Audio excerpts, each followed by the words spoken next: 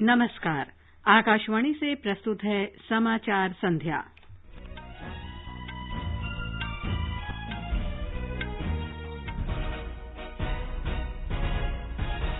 भारत ने कोविड रोधी टीकाकरण अभियान के अंतर्गत 75 करोड़ से अधिक टीके लगाकर एक और उपलब्धि हासिल की।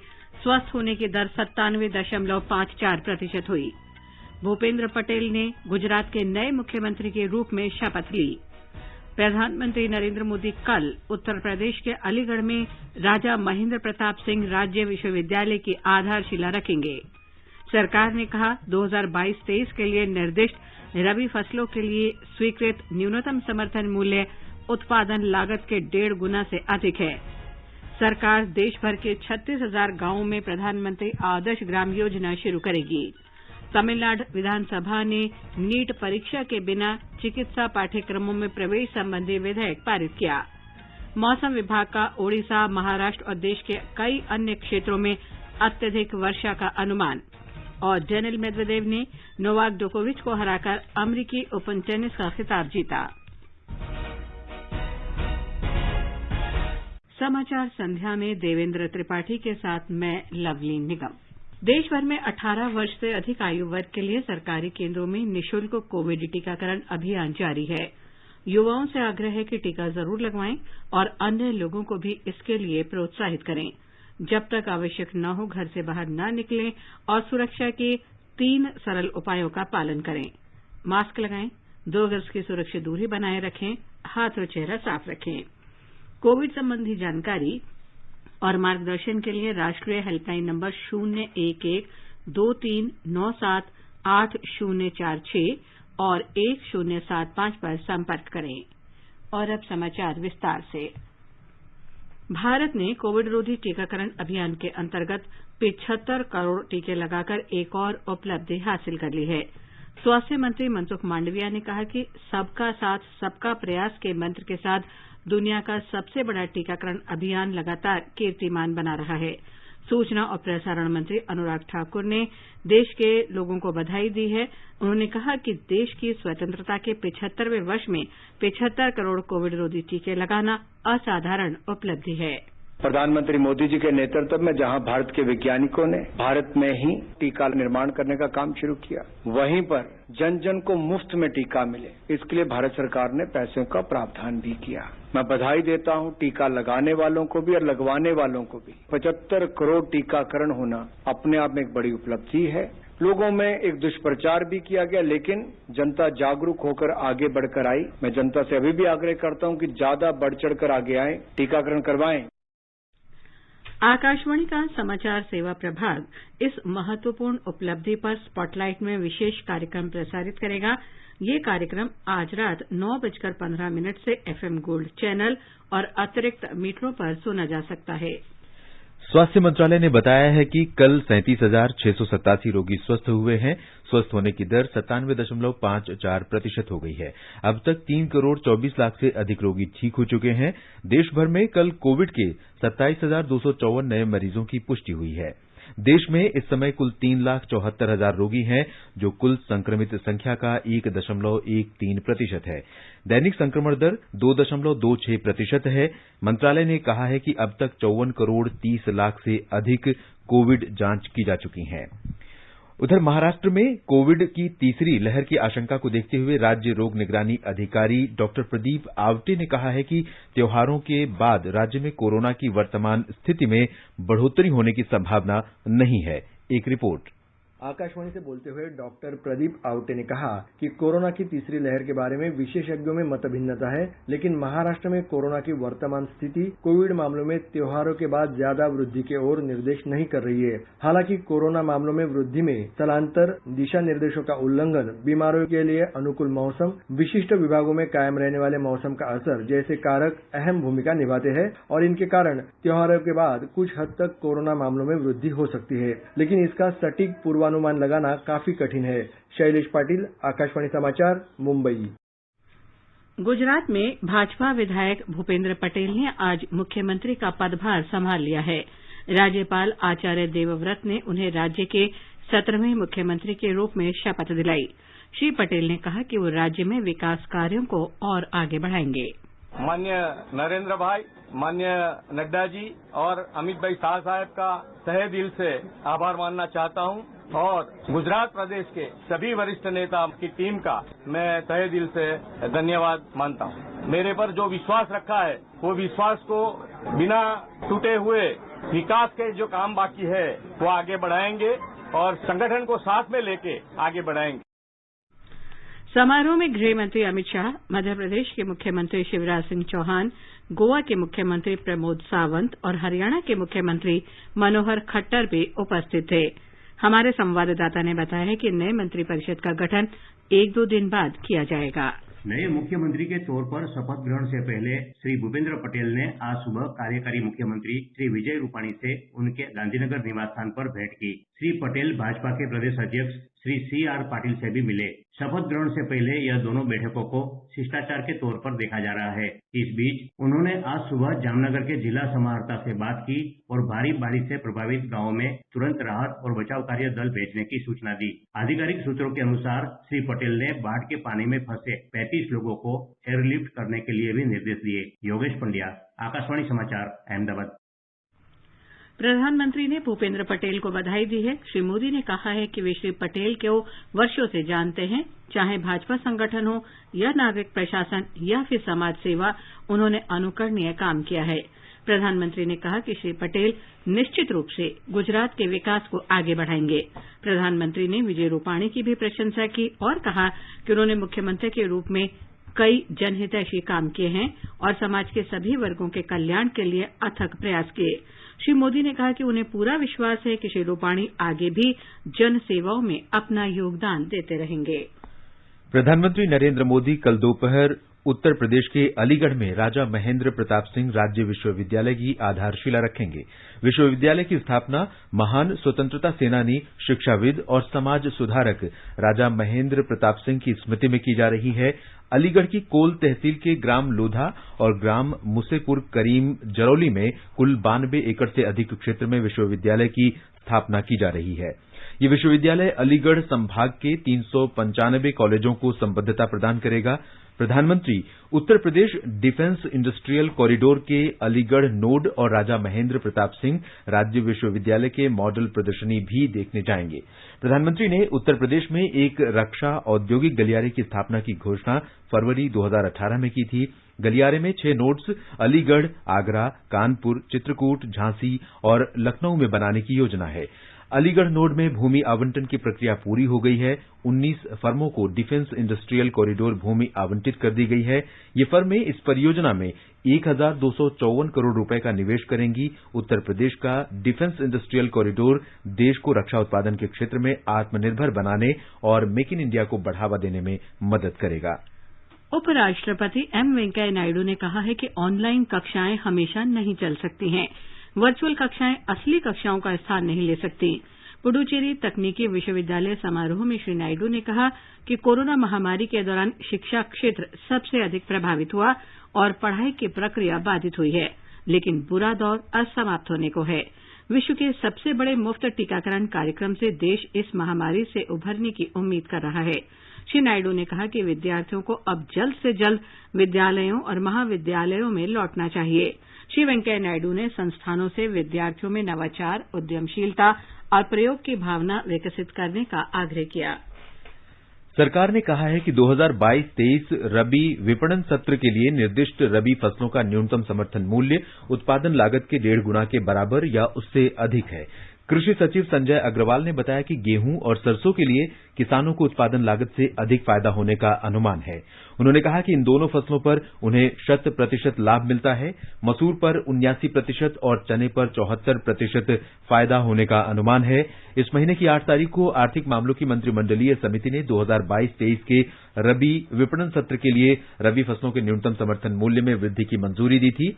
उन्होंने बताया कि आमतौर पर रबी सत्र के लिए न्यूनतम समर्थन मूल्य की घोषणा अक्टूबर में की जाती है, लेकिन पिछले वर्ष 23 सितंबर को इसकी घोषणा कर दी गई थी। इस वर्ष 8 सितंबर को ही न्यूनतम समर्थन मूल्य की घोषणा की गई है।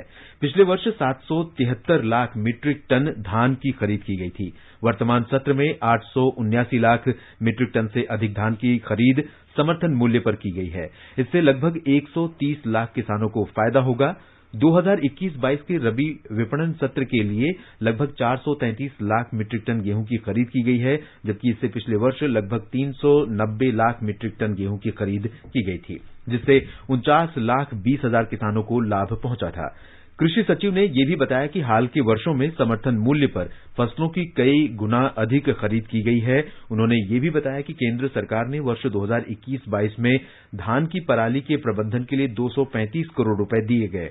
उन्होंने बताया कि अच्छे मानसून को देखते हुए इस बार पिछले वर्ष की तुलना में अधिक अनाज उत्पादन होने की संभावना है। जनजातीय कार्य मंत्री अर्जुन मुंडा ने कहा है कि देश भर में 36,000 गांवों में प्रधानमंत्री आदर्श ग्राम योजना लागू की जाएगी। उन्होंने बताया कि इस योजना के अंतर्गत 50% जनजातीय जनसंख्या वाले गांवों को प्राथमिकता दी जाएगी। श्री मुंडा ने कहा कि असम में 1,700 जनजातीय गांवों को आदर्श गांव बनाया जाएगा। उन्होंने यह भी बताया कि राज्य में अन्य 184 वन धन केंद्र स्थापित किए जाएंगे, जिनसे लगभग 60,000 लोग लाभान्वित होंगे। केंद्रीय मंत्री ने कहा कि देश के जनजातीय लोगों के सशक्तिकरण के लिए काम किया जा रहा है। ये समाचार हमारी वेबसाइट newsonair.com/hindi और हमारे mobile app news on AIR पर भी उपलब्ध है। चलो मिलकर एक शुरुआत करें, चलो एक फैसला आज करें, मास्क नहीं तो टोकेंगे, कोरोना को रोकेंगे, चलो एक इरादा करते हैं, चलो खुद से वादा करते हैं, मास्क नहीं तो टोकेंगे, कोरोना को रोकेंगे। समाचार संध्या में आपका फिर स्वागत है। अंत में आगे बढ़ने से पहले एक बार मुख्य समाचारों पर नजर। भारत ने कोविड रोधी टीकाकरण अभियान के अंतर्गत 75 करोड़ से अधिक टीके लगाकर एक और उपलब्धि हासिल की। स्वस्थ होने की दर 97.54% हुई। भूपेंद्र पटेल ने गुजरात के नए मुख्यमंत्री के रूप में शपथ ली। प्रधानमंत्री नरेंद्र मोदी कल उत्तर प्रदेश के अलीगढ़ में राजा महेंद्र प्रताप सिंह राज्य विश्वविद्यालय की आधारशिला रखेंगे। सरकार ने कहा 2022-23 के लिए निर्दिष्ट रबी फसलों के लिए स्वीकृत न्यूनतम समर्थन मूल्य उत्पादन लागत के 1.5 गुना से अधिक है। सरकार देश भर के 36,000 गांवों में प्रधानमंत्री आदर्श ग्राम योजना शुरू करेगी। तमिलनाडु विधानसभा ने नीट परीक्षा के बिना चिकित्सा पाठ्यक्रमों में प्रवेश संबंधी विधेयक पारित किया। मौसम विभाग का ओडिशा, महाराष्ट्र और देश के कई अन्य क्षेत्रों में अत्यधिक वर्षा होने का अनुमान। और डेनियल मेदवेदेव ने नोवाक जोकोविच को हराकर अमरीकी ओपन टेनिस का खिताब जीता। पर्यावरण मंत्री भूपेंद्र यादव ने आज कहा कि जलवायु परिवर्तन विश्व के लिए सबसे बड़ी चुनौती है, जिसका दूरगामी प्रभाव पड़ रहा है। उन्होंने कहा कि इसके लिए वैश्विक जागरूकता की बहुत आवश्यकता है। नई दिल्ली में अमरीकी जलवायु दूत जॉन केरी के साथ climate action and finance mobilization dialogue में श्री यादव ने कहा कि भारत जलवायु परिवर्तन का उच्चतम स्तर पर मुकाबला कर रहा है।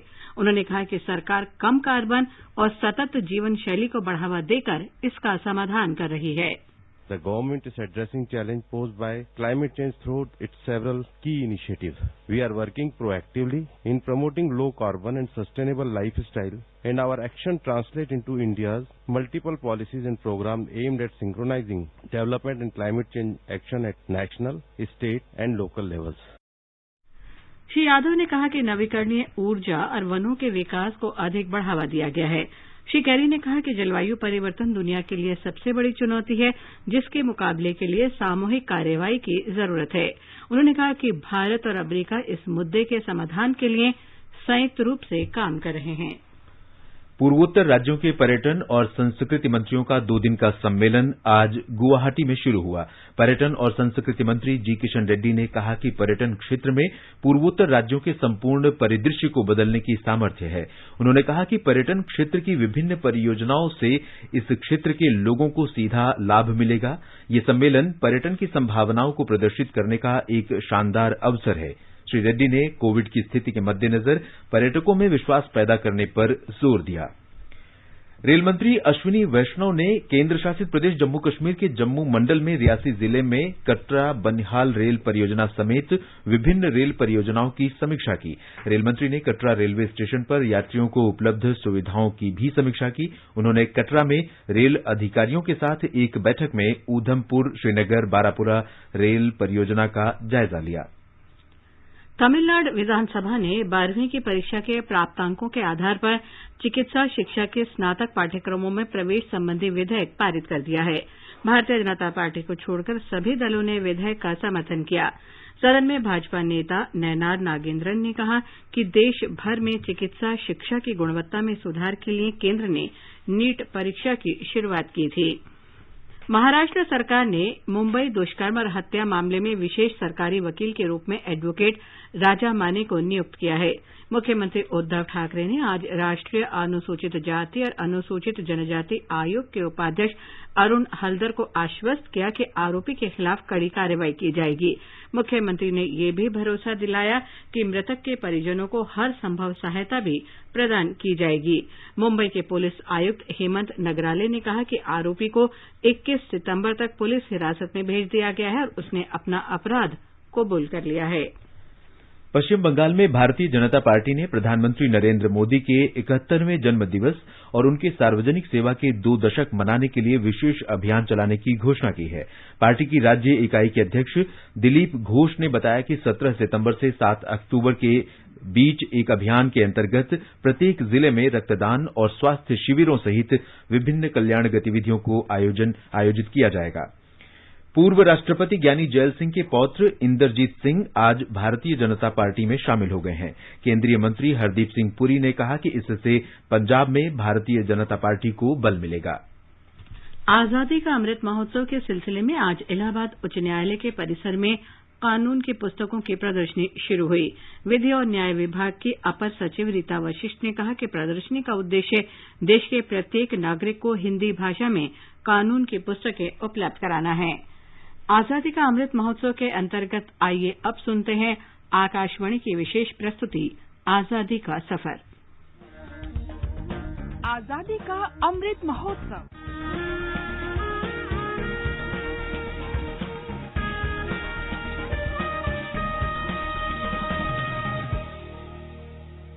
आजादी का सफर आकाशवाणी के साथ एक राष्ट्र का जन्म। भारत का गौरवशाली स्वतंत्रता संग्राम आधुनिक विश्व के अब तक के सबसे बड़े संघर्षों में से एक है।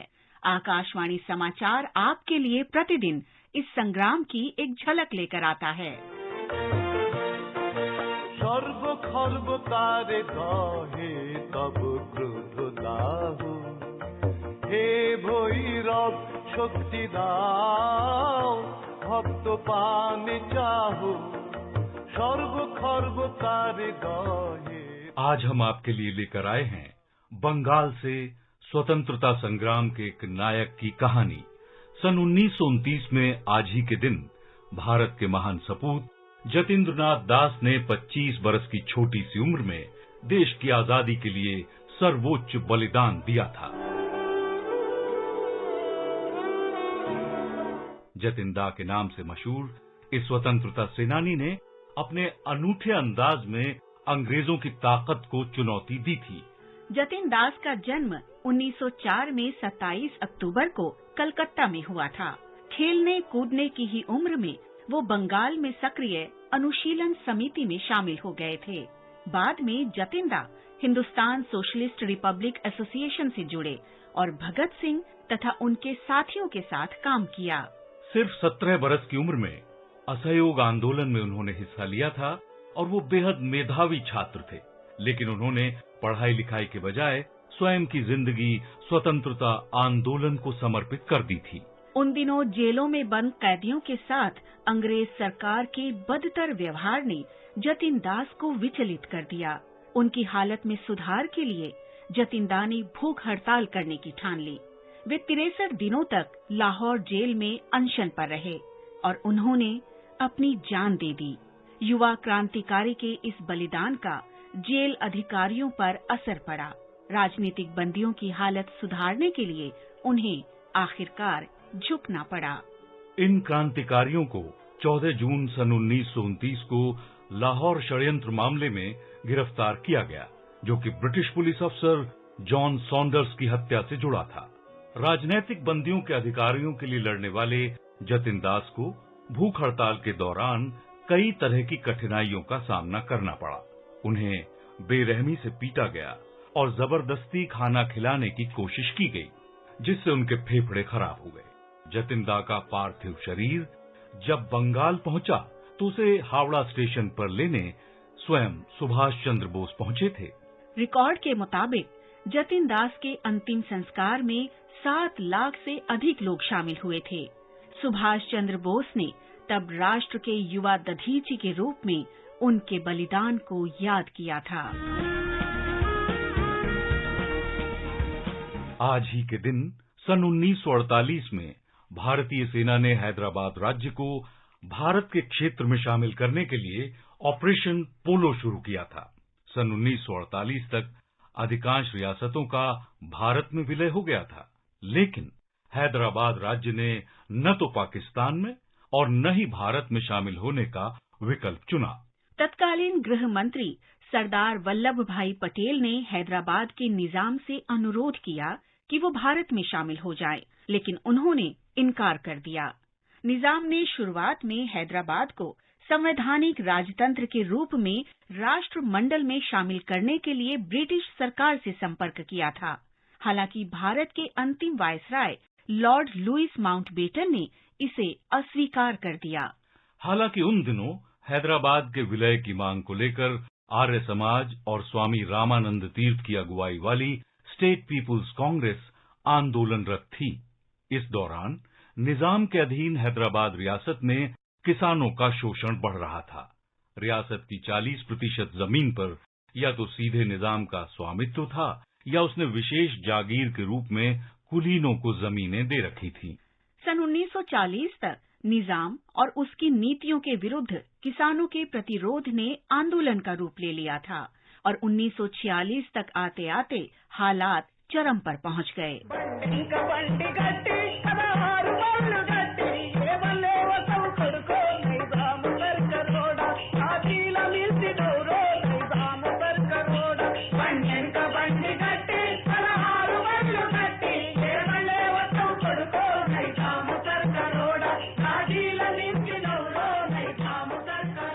तेरह सितंबर 1948 की सुबह जब ज्यादातर लोग सो रहे थे, करीब 4 बजे भोर में भारतीय सेना राज्य में दाखिल हुई। सेना ने सबसे पहले सोलापुर सिकंदराबाद राजमार्ग पर स्थित नाल दुर्ग किले पर कार्रवाई की। सेना लगातार आगे बढ़ती रही और 17 सितंबर 1948 की शाम 5 बजे निजाम ने युद्ध विराम की घोषणा कर दी और इसके बाद हालात बदलते गए और निजाम को भारत में विलय के दस्तावेज पर हस्ताक्षर करने पड़े। इसके साथ ही आजादी का सफर आकाशवाणी समाचार के संग श्रृंखला की ये कड़ी समाप्त हुई। मिलते हैं कल अगली कड़ी में।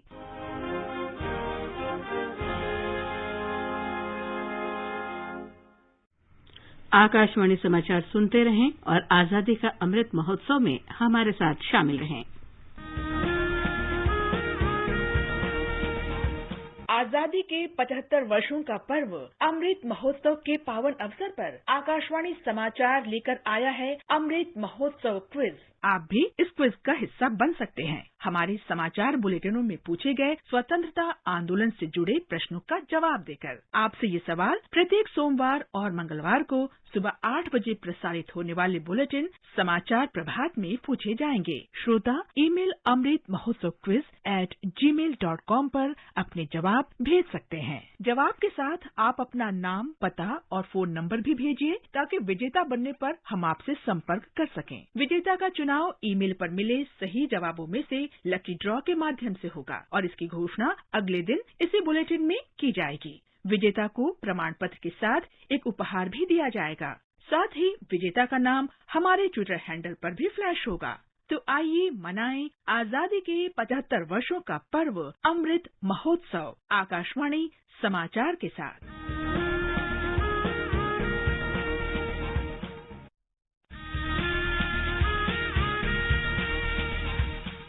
भारत के स्वतंत्रता संग्राम में अनगिनत स्वतंत्रता सेनानियों ने अपने प्राणों की आहुति दी। कुछ इतिहास में अमर हो गए और कई गुमनाम। आजादी के अमृत महोत्सव के अंतर्गत 75 कड़ियों की श्रृंखला में हम उन वीरांगनाओं की बात करेंगे जिनका योगदान कभी भुलाया नहीं जा सकता।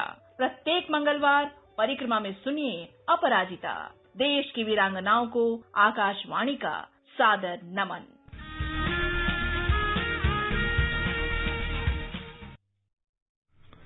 ये समाचार आकाशवाणी से प्रसारित किए जा रहे हैं।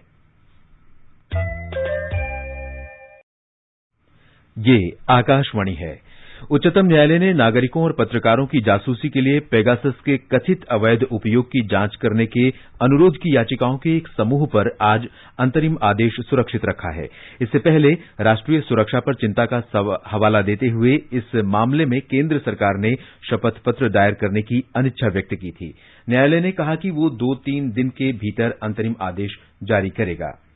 वरिष्ठ कांग्रेस नेता ऑस्कर फर्नांडिस का आज मैंगलोर में निधन हो गया। वे 80 वर्ष के थे। श्री फर्नांडिस कई सप्ताह से अस्पताल में भर्ती थे। प्रधानमंत्री नरेंद्र मोदी ने ऑस्कर फर्नांडिस के निधन पर शोक व्यक्त किया है। और अब आर्थिक जगत के समाचारों के साथ हैं विशाल शर्मा।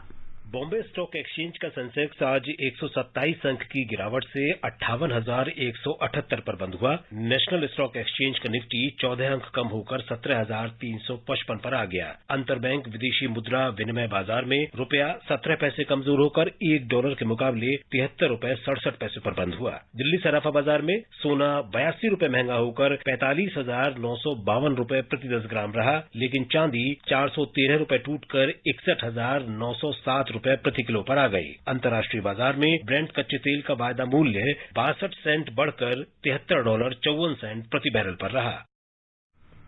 रूस के डेनियल मेदवेदेव ने यूएस ओपन टेनिस टूर्नामेंट का खिताब जीत लिया है। ये उनका पहला ग्रैंड स्लैम खिताब है। फाइनल में उन्होंने शीर्ष वरीयता प्राप्त सर्बिया के नोवाक जोकोविच को हराया। दूसरी वरीयता प्राप्त मेदवेदेव ने एक कैलेंडर वर्ष में सभी ग्रैंड स्लैम टूर्नामेंट जीतने का जोकोविच का सपना तोड़ दिया है। मौसम विभाग ने ओडिशा, महाराष्ट्र और देश के कई अन्य क्षेत्रों में अत्यधिक वर्षा होने की चेतावनी जारी की है। आकाशवाणी से बातचीत में मौसम विभाग के वरिष्ठ वैज्ञानिक आर.के. जेनामणि ने देश के विभिन्न भागों में वर्षा के पूर्वानुमान के बारे में जानकारी दी। We have kept today also the Odisha in extremely heavy rainfall warning and red color for 24 hours, and it will move across South Chhattisgarh and Madhya Pradesh towards northwest during next 2 to 3 days. So the rainfall also increase over Chhattisgarh and Madhya Pradesh during next 2 to 3 days. मौसम विभाग के अनुसार अगले 5 दिनों में महाराष्ट्र के उत्तरी कोंकण और उत्तरी मध्य महाराष्ट्र में तेज बारिश होगी। बंगाल की खाड़ी पर बना हवा का कम दबाव का क्षेत्र के प्रभाव से ओडिशा के कई इलाकों में पिछले 24 घंटों से लगातार बारिश हो रही है। मौसम विभाग ने पश्चिमी और आंतरिक ओडिशा के 5 जिलों में मूसलाधार वर्षा का अलर्ट जारी किया है। और अब एक नजर कल के मौसम पर। दिल्ली, कोलकाता और चेन्नई में बादल छाए रहेंगे और बारिश हो सकती है। मुंबई में तेज बारिश होने की संभावना है। जम्मू कश्मीर के श्रीनगर, जम्मू, लेह, गिलगित और मुजफ्फराबाद में आसमान साफ रहेगा। पूर्वोत्तर के ज्यादातर शहरों गुवाहाटी, इम्फाल, शिलांग, आइजोल, कोहिमा, ईटानगर, गैंगटोक और अगरतला में भी बादल छाए रहेंगे और कुछ स्थानों पर वर्षा होने की संभावना है। और अंत में मुख्य समाचार एक बार फिर। भारत ने कोविड विरोधी टीकाकरण अभियान के अंतर्गत 75 करोड़ से अधिक टीके लगाकर एक और उपलब्धि हासिल की। स्वस्थ होने की दर 97.54% हुई। भूपेंद्र पटेल ने गुजरात के नए मुख्यमंत्री के रूप में शपथ ली। प्रधानमंत्री नरेंद्र मोदी कल उत्तर प्रदेश के अलीगढ़ में राजा महेंद्र प्रताप सिंह राज्य विश्वविद्यालय की आधारशिला रखेंगे। सरकार ने कहा 2022-23 के लिए निर्दिष्ट रबी फसलों की स्वीकृत न्यूनतम समर्थन मूल्य उत्पादन लागत के 1.5 गुना से अधिक है। सरकार देश भर के 36,000 गांवों में प्रधानमंत्री आदर्श ग्राम योजना शुरू करेगी। तमिलनाडु विधानसभा ने नीट परीक्षा के बिना चिकित्सा पाठ्यक्रमों में प्रवेश संबंधी विधेयक पारित किया। मौसम विभाग का ओडिशा, महाराष्ट्र और देश के कई अन्य क्षेत्रों में अत्यधिक वर्षा होने का अनुमान। और डेनियल मेदवेदेव ने नोवाक जोकोविच को हराकर अमेरिकी ओपन टेनिस का खिताब जीता। इसके साथ ही समाचार संध्या का ये अंक समाप्त हुआ। नमस्कार।